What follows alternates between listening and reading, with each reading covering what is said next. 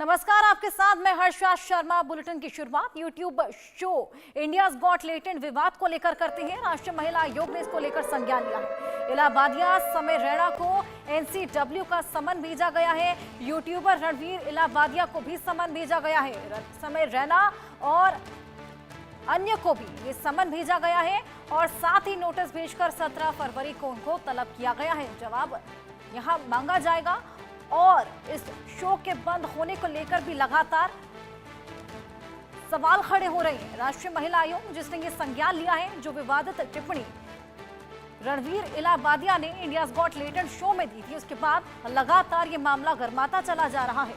लगातार विरोध और आक्रोश यहां पर देखने को मिल रहा है। रणवीर इलाहाबादिया के खिलाफ जो टिप्पणी उन्होंने की थी उसको लेकर लगातार आक्रोश पूरे देश भर में, और उसी कड़ी में देखिए समय रैना और अन्य को ये समन भेजा गया है। 17 फरवरी को तलब किया गया है। यूट्यूब का शो इंडियाज गॉट टैलेंट, जिसका विवाद जहां पर रणवीर इलाहाबादिया ने माँ बाप को लेकर, उनकी इंटीमेसी को लेकर एक ऐसा बयान दिया था जिसके बाद से लोगों में खासा आक्रोश यहां देखने को मिला।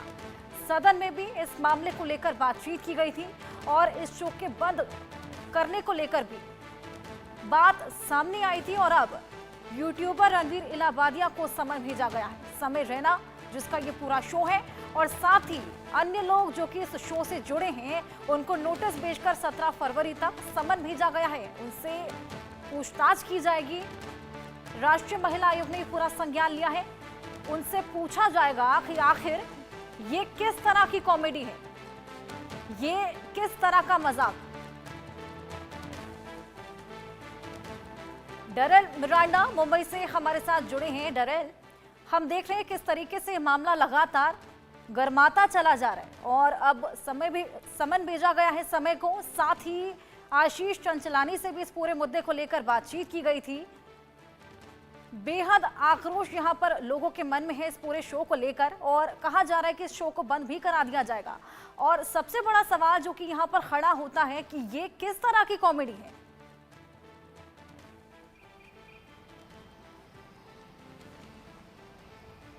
देखिए, पूरे केस को जो केस है उसको लेकर जो पहले गुवाहाटी पुलिस ने इसके बारे में एफआईआर दर्ज की और कल महाराष्ट्र साइबर सेल में भी 30 लोगों को खिलाफ जो है वो समन्स भेजना शुरू कर दिया। रणवीर इलाहाबादिया, समय रैना, आशीष चंचलानी और इससे जुड़े जितने भी सब लोग हैं उन सबको जो है समन्स भेजना शुरू किया है। करीब ऐसा बताया जा रहा है 30 से 40 लोग को महाराष्ट्र साइबर सेल जो है वो समन्स जो है भेजना शुरू कर दिया और सभी को स्टेटमेंट्स रिकॉर्ड करने के लिए बुलाया जाएगा। दूसरी तरफ देखा जाए तो महाराष्ट्र स्टेट वुमेन कमीशन है, उन्होंने भी जो मुंबई पुलिस के कमिश्नर है विवेक फंसालकर, उनको भी एक पत्र लिखा है जिसमें उन्होंने रणवीर इलाहाबादिया पर एक्शन लेने की मांग की है। जो उन्होंने टिप्पणी की थी, जो विवादित बयान दिया था एक शो के दरमियान इंडियाज गॉट टैलेंट शो में, उसके बारे में उन्होंने भी मांग की है कि उस पर कठोर से कठोर कार्रवाई की जाए। साथ ही साथ जो है वो द इंडियाज गॉट टैलेंट के जितने भी एपिसोड्स है, एपिसोड 1 से लेकर एपिसोड 6 तक सब एपिसोड जो डिलीट किए गए, यूट्यूब से निकाले गए हैं और सभी के ऊपर जो है अभी केस एफआईआर दर्ज की गई है। 30 से 40 लोगों को समन्स भेजा जाएगा। साथ ही साथ देवेंद्र फडणवीस ने भी इस मामले को लेकर कहा था कि फ्रीडम ऑफ स्पीच को लेकर कोई अपनी लिमिट्स क्रॉस करता हो तो उसके ऊपर कार्रवाई की जाएगी, एक्शन लिया जाएगा। और अभी जो है मुंबई पुलिस की टीम जो है उसी दिन जब ये पूरी घटना हुई थी, द हैबिटेट स्टूडियो जहां ये पूरा शूट हुआ था सीरीज, वहां जाके इंक्वायरी की थी और कल महाराष्ट्र साइबर सेल ने इसके बारे में जो है वो एफआईआर दर्ज की गई है। अभी ये देखना अहम होगा कि रणवीर इलाहाबादिया इन्वेस्टिगेशन के लिए पुलिस को कॉपरेट करते हैं या नहीं, क्योंकि कल हमने देखा कि पुलिस उनके घर जाने वाली थी, उनके स्टेटमेंट्स रिकॉर्ड करने ऐसा बताया जा रहा था, लेकिन कल महाराष्ट्र साइबर सेल ने उनको समन्स भेजा। अभी रणवीर इलाहाबादिया पुलिस के सामने खुद जाते हैं या उनकी वकील की टीम जाके उनके स्टेटमेंट्स रिकॉर्ड करवाएगी, या अभी इसके ऊपर जो है पूरी नजर रहेगी। बिल्कुल डरेल, कहीं ना कहीं इस पूरे व्याख्या के बाद ये बेहद जरूरी नहीं हो जाता कि अब डिजिटल प्लेटफॉर्म पर भी सेंसरशिप लगा दी जाए, क्योंकि कहीं ना कहीं यहाँ पर सीमाएं लांघी जा रही हैं।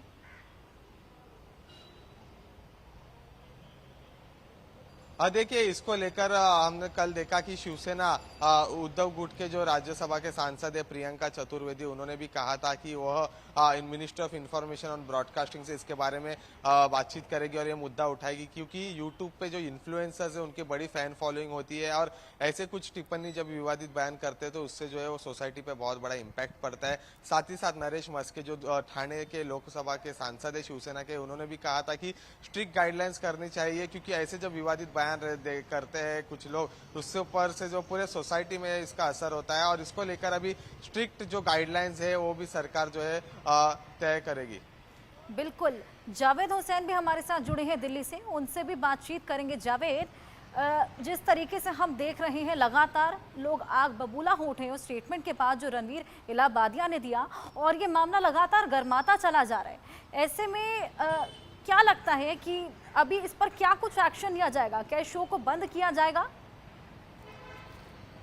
देखिए, टेक्निकल ये है कि असम में रणवीर इलाहाबादिया, इसके अलावा रैना और मखीजा, जसप्रीत, कई ऐसे नाम हैं जिनके खिलाफ मामला दर्ज किया गया है। इसके अलावा जो ये इन्फ्लुएंसर्स हैं और ये बड़े यूट्यूबर्स हैं, ये कहीं ना कहीं पब्लिक डोमेन में रहकर अपने OTT प्लेटफॉर्म की बात करें या फिर सोशल मीडिया के दूसरे प्लेटफॉर्म की बात करें, तो वहाँ पर ये अपने कंटेंट को देकर ये लोगों के बीच फेमस होते हैं, लोग इनको लाइक करते हैं। लेकिन जिस तरीके का ये शो में जिस तरीके से इन्होंने पूरा अभद्र शब्दों का इस्तेमाल किया, क्योंकि देखिए सोशल मीडिया प्लेटफॉर्म आज के डेट में हर कोई अपने मोबाइल से स्क्रॉल करते हैं, बच्चे होते हैं, महिलाएं होती हैं, औरतें होती हैं, या फिर आप परिवार के साथ भी अगर देख रहे होते हैं, तो ये चीजें कहीं ना कहीं बहुत ऐसी चीज होती है कि जो आमतौर पर लोग अपने बच्चों के साथ, अपने परिवार के साथ चीजें नहीं दे सकता। जिस तरीके से शब्दों का इस्तेमाल हुआ और जिस IT एक्ट में उसके बाद साइबर क्राइम की तरफ से इस पूरे मामले को दर्ज किया गया,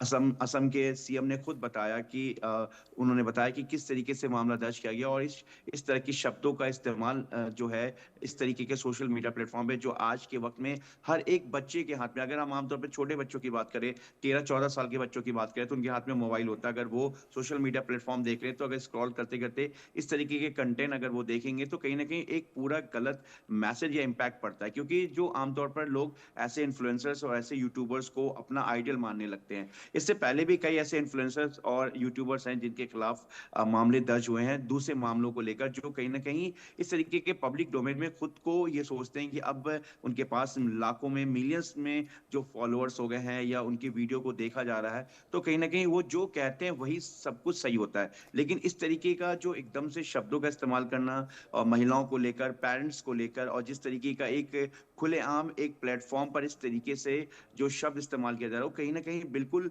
एक्सेप्टेबल नहीं है, क्योंकि देखिए फ्रीडम ऑफ स्पीच में इसका ये मतलब नहीं। बिल्कुल जावेद डरेल, आप हमारे साथ बने रहिए। एक और जानकारी दर्शकों को दे दें, यूट्यूबर रणवीर इलाहाबादिया पर गिरफ्तारी की तलवार लटक रही है। इंडियाज गॉट लेटेंट की टीम पर FIR दर्ज हुई है। आशीष चंचलानी, अपूर्वा मखीजा का बयान भी दर्ज कर लिया गया है। खार पुलिस ने दोनों का बयान दर्ज किया है। रणवीर और समय रैना समेत 30 लोगों से सवाल किए गए हैं और आज सभी के बयान भी दर्ज कर सकती है पुलिस। डरेल हमारे साथ लगातार बने हुए हैं। डरेल, आशीष चंचलानी और अपूर्वा मखीजा जो कि वहां पर गेस्ट के तौर पे गई थी, उनके स्टेटमेंट्स यहाँ पर दर्ज कर लिए गए हैं। ऐसे में रणवीर इलाहाबादिया का भी हमने देखा क्लैरिफिकेशन सामने आया था, लेकिन समय रैना जिसका ये पूरा शो है, अभी तक उनकी तरफ से कोई स्टेटमेंट नहीं दिया गया, कोई जस्टिफिकेशन नहीं दिया गया है। देखिए, समय रहना जिनके पूरा शो था, जहां पर रणवीर इलाहाबादिया ने पूरा स्टेटमेंट किया था, जो ऑफेंसिव लैंग्वेज यूज किया था, उसके बारे में समय रहना ने अभी तक कुछ कहा नहीं है। लेकिन देखा जाए तो इस केस से रिलेटेड जितने भी लोग हैं, जितने भी 30 से 40 लोगों को महाराष्ट्र साइबर सेल ने जो है वो समन्स भेजा है और सभी को इंटरोगेशन के लिए बुलाया जाएगा, सबकी पूछताछ की जाएगी, सबकी जांच की जाएगी और शायद आज या कल 2 दिन के अंदर जितने भी लोग हैं 30 से 40 लोग, सबको जो है वो साइबर सेल ऑफिस जाना होगा या खार पुलिस स्टेशन या जहां पर पुलिस बुलाएगी उनके स्टेटमेंट्स रिकॉर्ड करने, वहां उनको जाना पड़ेगा और अपने स्टेटमेंट्स जो है वो रिकॉर्ड करना पड़ेंगे।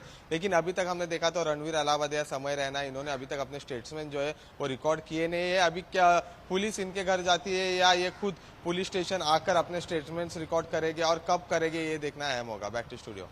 बिल्कुल डेरेल, हमने पहले भी देखा है, समय पहले भी कई बार विवादों में घिरे हैं, चाहे वो कुशा कपिला के साथ हो या फिर इसी तरह का मामला एक बार मुनव्वर फारूकी के साथ भी हुआ था। ऐसे में कहीं ना कहीं इन्फ्लुएंसर्स ये क्यों भूल जाते हैं कि इनके नाम के साथ इन्फ्लुएंस शब्द जुड़ा हुआ है। इन्फ्लुएंस यानी कि आप यंगस्टर्स को खास तौर पर जितना इन्फ्लुएंस कर रहे हैं और फिर इस तरह की बयानबाजी ये कितना गलत प्रभाव उन पर छोड़ती है।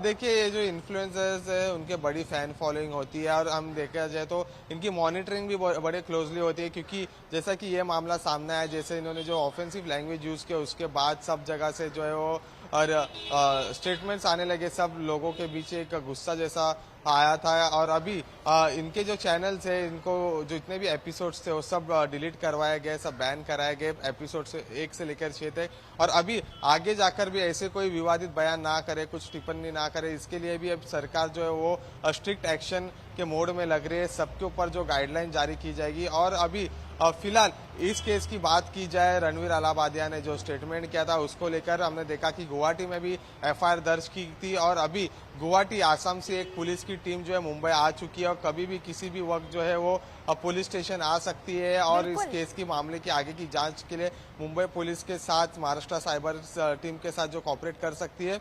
लेकिन अभी जो खबर सामने आ रही है कि आसाम से जो एक टीम जो है वो इन्वेस्टिगेशन के लिए मुंबई आ चुकी है। बिल्कुल, टीम्स का आना शुरू हो गया है स्टेटमेंट्स लेने के लिए। लेकिन इसी बीच महिला आयोग ने क्या कुछ कहा है इस पूरे मामले को लेकर, ये भी सुनना बेहद जरूरी है। आपको सुनवाते हैं। वहाँ पे यूज की गई है वो बहुत खराब भाषा है। इस भाषा का इस तरीके से ऐसा उपयोग नहीं होना चाहिए।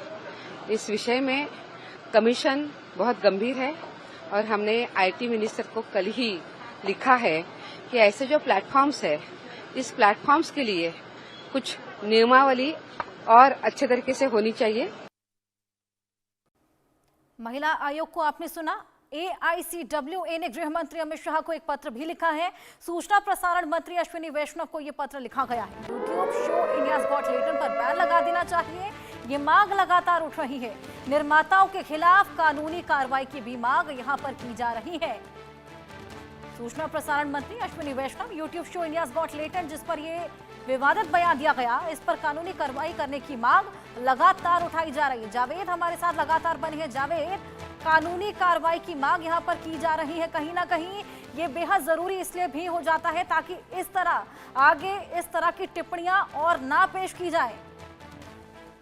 जी बिल्कुल, आज के अगर वक्त में आप देखें तो सिर्फ इस शो के अलावा अगर हम दूसरे रील्स की भी बात करें तो एक ट्रेंड बन गया है कि गाली के लफ्ज़ को इस्तेमाल करना या फिर ऐसे कंटेंट को इस्तेमाल करना जो आम तौर पर लोग अपने घर में या बाहर भी इस्तेमाल नहीं करते। लेकिन इस तरीके के कंटेंट आजकल बहुत ज़्यादा देखने को मिल रहे हैं। कई एक छोटे बड़े भी जो इन्फ्लुएंसर्स हैं जो जिनके वीडियोस जो मिलियंस में जा रहे हैं, जो छोटे अगर इन्फ्लुएंसर की बात करें तो वो भी अब इस तरीके की शब्दों का इस्तेमाल करने लगे हैं। ऐसे कई OTT प्लेटफॉर्म या हम सोशल मीडिया प्लेटफॉर्म पर देख सकते हैं। लेकिन जिस तरीके से रणवीर अलाहाबादिया हो या फिर रैना की बात करें या फिर मखीजा, जसप्रीत, इस तरीके के जो इन्फ्लुएंसर्स हैं, बड़े यूट्यूबर्स हैं, जो इस पूरे मामले में जो इनके खिलाफ मामला दर्ज किया गया, ये कहीं ना कहीं एक बड़ा मैसेज है। इससे पहले भी जिस तरीके से फारूकी की अगर हम बात करें या और दूसरे एलविश यादव की बात करें तो कहीं ना कहीं ये जो इन्फ्लुएंसर्स हैं, अगर शब्दों की बात करें या फिर किसी दूसरे क्राइम के से जुड़ा हुआ मामला हो, ये कहीं ना कहीं इस तरीके से अपने आप को एक सुपर मानने लगते हैं। इन्हें लगता है क्योंकि इनके फैन फॉलोअर्स बहुत ज्यादा, इनको लगता है कि जो हम कर रहे हैं